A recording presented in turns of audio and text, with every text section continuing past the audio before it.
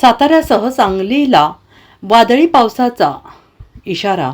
काही भागात गारपिटीचा देण्यात आला इशारा. सोसाट्याचा वारा आणि विजांच्या कडकडाटासह तुरळक ते मध्यम स्वरूपाच्या पावसाचा येलो अलर्ट राज्यातील काही जिल्ह्यांसाठी रविवारी देण्यात आला असून यात सातारा, सांगली आणि सोलापूर या जिल्ह्यांचा समावेश आहे. हवामानातील विविध घडामोडींमुळे देशासह राज्यात पुन्हा अवकाळी पाऊस परतला आहे. यात राज्यात शनिवारपासून पावसाचा अंदाज वर्तवण्यात आलेला आहे. येत्या 20 मार्चपर्यंत कोकण वगळता तुरळक ते मध्यम स्वरूपाच्या वादळी पावसाचा अंदाज वर्तवण्यात आलेला आहे.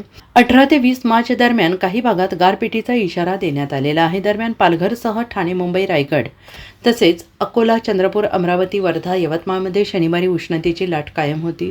रविवारनंतर आता राज्यातल्या उष्णतेची लाट कमी होणार आहे. दुसरीकडे दुपारनंतर धाराशिव, लातूर, नांदेड या जिल्ह्यातील काही भागात सोसाट्याच्या वाऱ्यासह पावसाने हजेरी लावली. सोमवारी या जिल्ह्यांना yellow alert. Kolhapur, Satara, Sangli, Solapur, Parbhani, Beed, Latur, Dharashiv, Chandrapur, Gadchiroli, Gondia, Yavatmal. Bureau report, SBN Marathi, Mumbai.